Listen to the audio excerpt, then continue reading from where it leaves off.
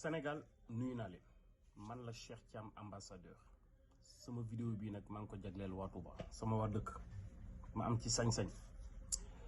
ma am lu ma bëgg a fàttali tuuti parce que gis naa ni sama jeunesse su dëkk ñu ngi bëgg a dugg ci lu ñu xamul ak sax yenn ci suñu sang si muy mbàkke yu tout tànk yi ñu ngi dugg ci lu ñu xamul ma bëgg leen a fàttali tuuti comme man yàlla damaa jagleel ma bokk ci kiraama yi sëriñ bi maanaam ci wàllu njàccaar ci wàllu xalaatin ci histoire te muy dëgg may pire produit wu sëriñ Touba formé ma lu ma xam ci àdduna bi rek war naa ko bokk ak ñoom may wax ak ndawi Touba déglu leen ma bu baax a baax gis ngeen waa ji ngeen topp ci politique bii muy Ousmane Sonko ma gis ngeen di rey seen bopp ci moom lu ne ngeen koy daj dëgg la ñun population Touba suñu avenir est mis en rade c'est-à-dire dañoo xamul fu ñu xalaat jëmale ci wàllu koom-koom ku ñu ci yóbbu ku ñu ciy génnee ëllëg moo tax lu yëngu rek ñu daw topp ci waaye moom munuñu cee génne mais balaa may ñëw ci loolu gis naa bi mu dawee dem Ziguinchor ma gis ay mbàkke tout tànk yi yëy di ci yàbbi ak position bi ci certaines sang si jël ma bëgg leen ni def leen ndànk te ngeen tey boo leen seetloo ci histoire dëkk bi laay joxe exemple ay jamono dans les années 90 wala dans les années 2000 ku ñuy wax Serigne Khadim Bousso surtout Serigne Touba la di Bousso dëkk ci dëkk bi amoon fi ay jafe-jafe ci liggéeyu boppam ku ne da ngay am problème ci sa liggéey moom ci liggéeyu boppam ci diggante ñaan akub client ca la amee ay problème ñëw Touba toog ca jamono yooya bi ci yoon waree def liggéeyam xalif général bi fi nekkoon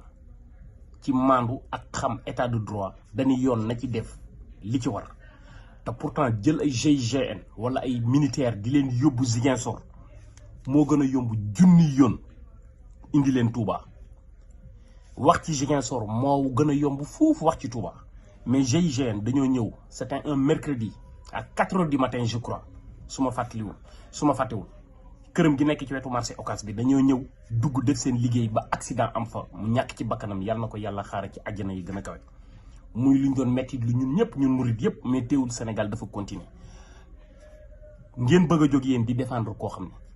te buñ ne Mbàkke wala ñu ne Bousso wala ñu ne Touba rek xel yëpp day dem ci diine alxuraan ak sunna parce que loolu mooy symboliser dëkk bi mooy jaay suñu image maanaam diine te diine lépp li muy dàq rek bu weesoo bokkaale yàlla maanaam njaaloo mooy bi ci yées yéen ngeen di défendre koo xam ne dañ koo jiiñ yàkkataan néew ma da koo def mais yàkkataan lañ ko jiiñ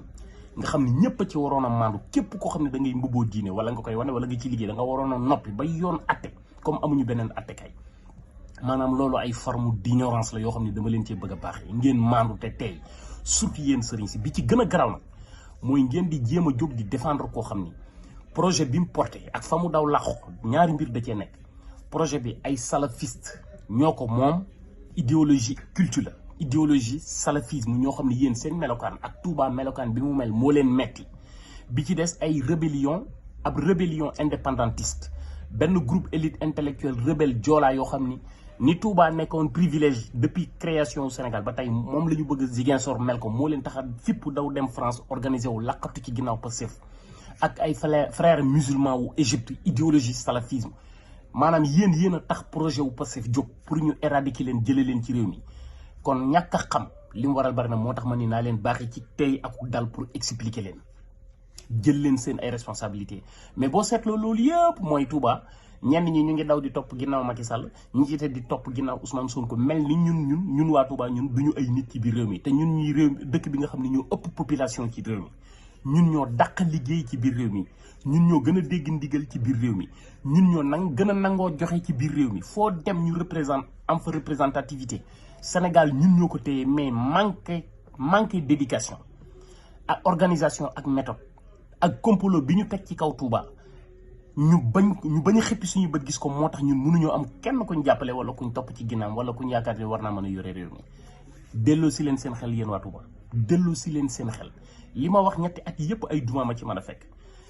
mais mën na maa dund ba dee ji des sama àdduna du ma teg sama tànk Sénégal waxuma la Touba mais damaa bokk ci bagage sëriñ bi bokk ci li war a aar dëkk bi ak yoon wi te amul sant caam wala jenn yoon wi dootuñu bàyyee kenn di ko saax-saaxee ndax ñun yeewu nañ xam nañu àdduna bi mu ngi doxee Sénégal